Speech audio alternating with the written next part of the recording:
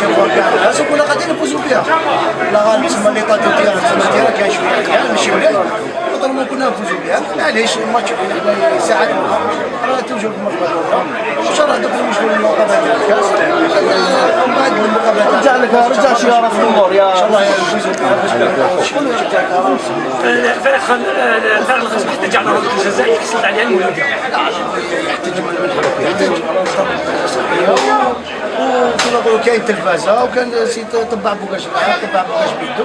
هذه ضربه جزاء شرعيه وبلا ضربه جزاء كنا نقدروا نفوز عليهم.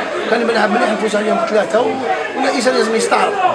مولوديا هذا العام فريق قوي عنده لاعبين لاباس بها. عندنا بون جروب وديما نقول لكم بلي عندنا لاعبين وفاميليا وعندنا بون جروب وماشي دراهم يمشيو الفريق يمشيوها بجهد.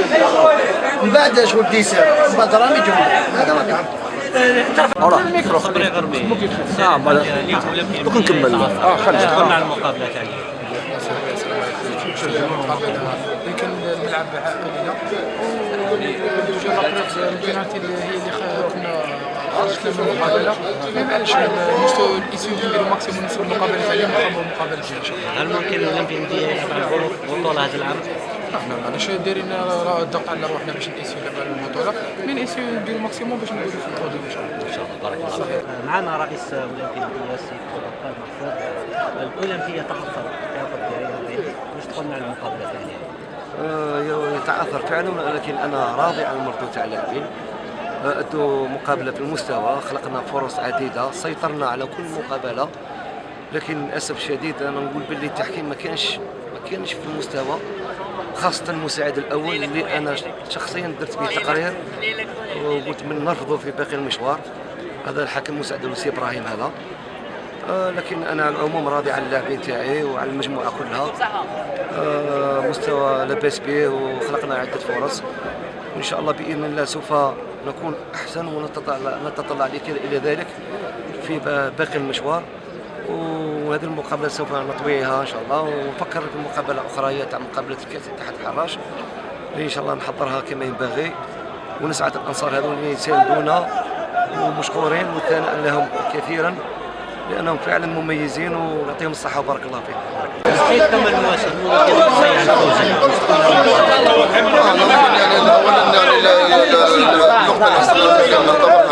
ايجابيه خلى الدوري نحافظوا على صدارتنا وجدنا نقطه يعني فرديه ضد فريق اللي ظهر يعني بالمستوى اللي فاز به في الجولات الاخيره، وصعب جدا باش يعني تلاقي ارضيه ميدان كيف نظن كانت عندنا صعوبات في البدايه، ولكن بعد الربع ساعه او 20 دقيقه الاولى رجعنا بالمباراه.